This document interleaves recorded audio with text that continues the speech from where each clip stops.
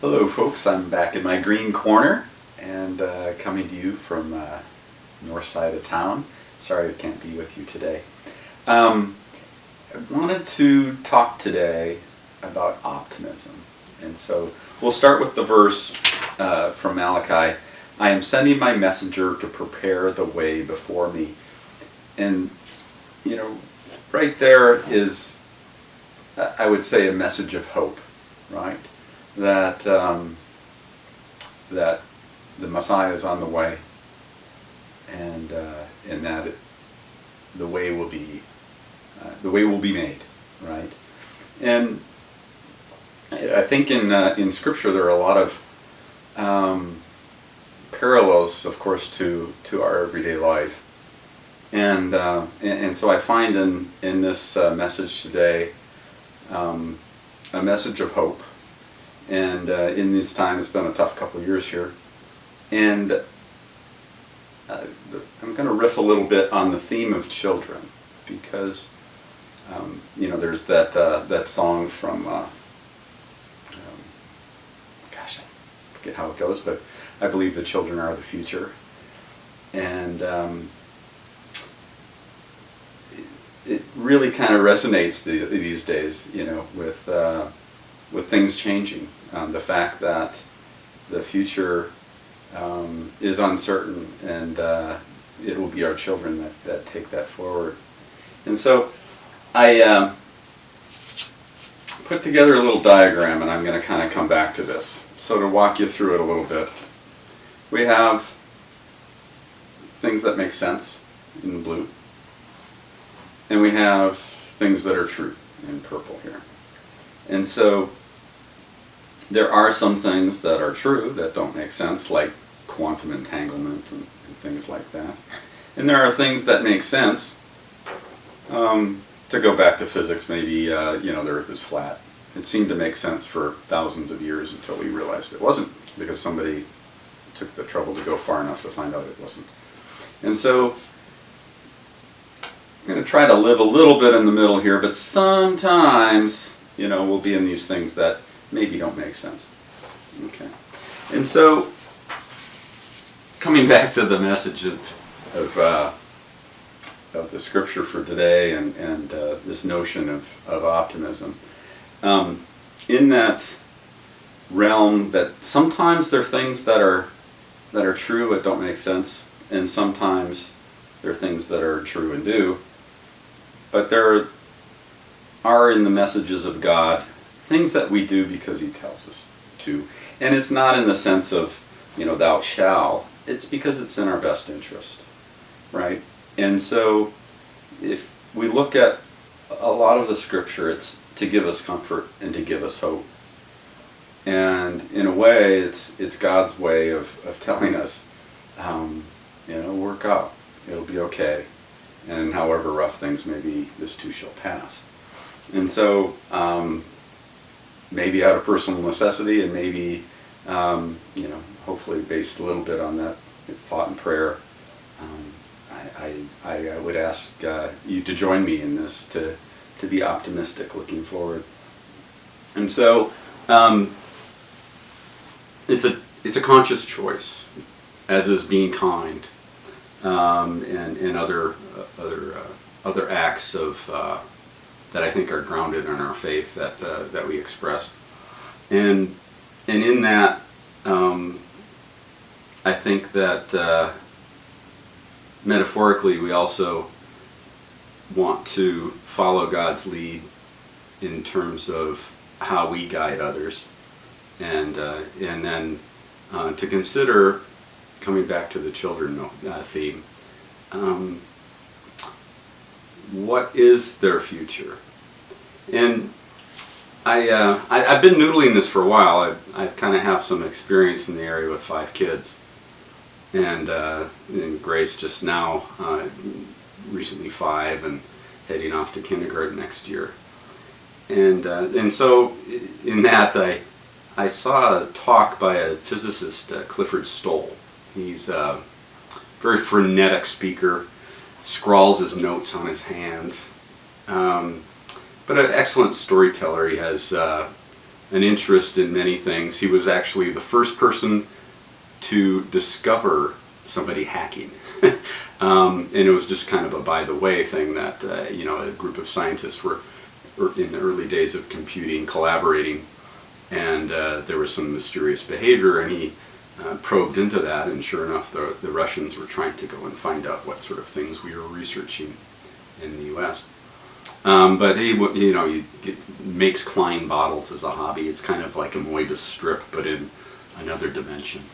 It talks about his PhD thesis in astrophysics, where one of the professors quizzed him on why is the sky blue, and it was a significant part of his PhD defense, was explaining why the sky is blue. But in this particular talk, he was talking about this notion of predicting the future or looking into the future, and a lot of times people will ask smart people, well, what's going to happen in the future?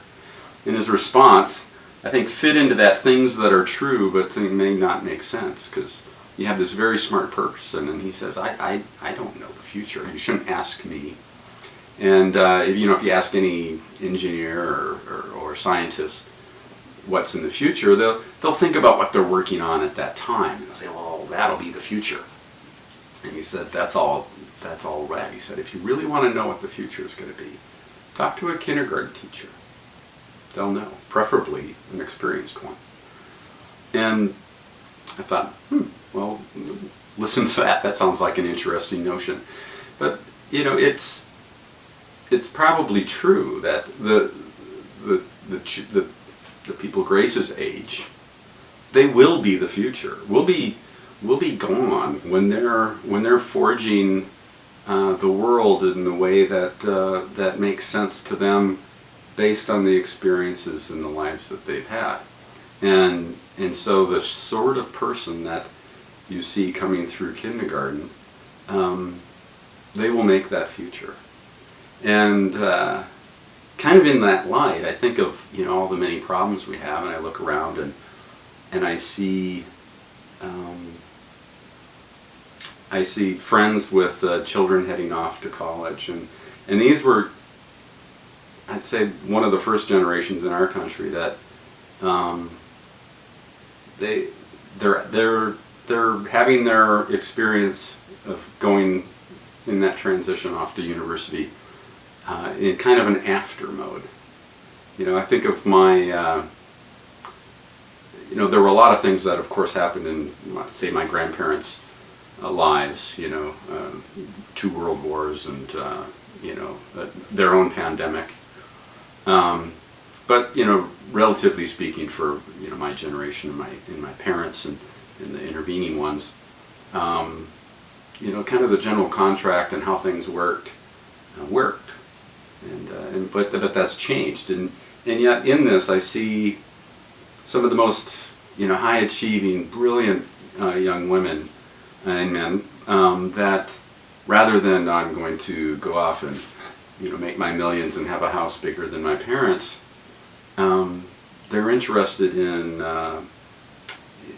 things like immigration law or environmental science or even literature or arts. They're casting this wider net, and they're finding value that goes. Not to say that there haven't always been artists and people in some of these things, but these brilliant minds are going and applying themselves in ways to make that future, and I find that really exciting. So I guess the next kind of notion on that I'd put is coming back to that role of a father and a child. Being a father to these children. I try sometimes to kind of think of the relationship of God to us as God the Father, of that role of what is best for my children, and trying to find that guidance and wisdom, but then enjoying, finding joy and finding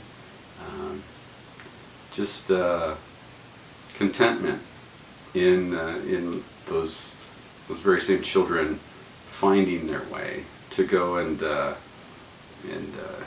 celebrate that journey that they go through. And so, so let's come back to the theme today. We've got Christ on the way, and I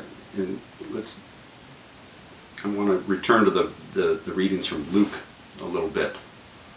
And the child would be called the prophet of the Most High.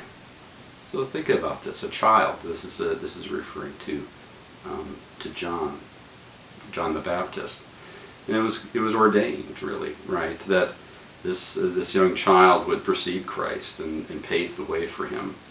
For you will go before the Lord to prepare his ways, to give knowledge of salvation to his people, to the forgiveness of their sins, through the tender mercy of your God, when the day shall dawn upon us from on high, to give light to those who sit in darkness and in the shadow of death, to guide our feet into the way of peace. So, pretty heavy burden for a child, but it's hopeful. It's this notion of overcoming the adversity, but overcoming this adversity with love, with forgiveness, and I find that to be a very powerful message. It's that kind of there's not a speck of malice in it. It's not retribution. It's if you go and you talk to the leader of the Freedom for Israel front, or whatever it might have been in Jerusalem at the time, right? Their vision of Israel liberated from the Roman Empire certainly wouldn't have been one of forgiveness or peace. It would have been one of power and dominion, and rejecting the Romans by force, perhaps. And so I think that it's that kind of childish innocence, if we will, of going and looking at things hopefully, looking at things optimistically, and whatever might have been placed, as obstacles. If I think of the windows of opportunity for children today, yes, they're vast in many ways, but it's a little more scary than it was when I was a young person. And so with that, I think let's just take a look at the children around in the room, if there happen to be anywhere you are, and thank them, and cherish them. And as we prepare for the birth of Jesus, just know that the future is in the hands of the children and the child. Bless you all, and hopefully you're all well prepared for your Christmas holidays. Thanks.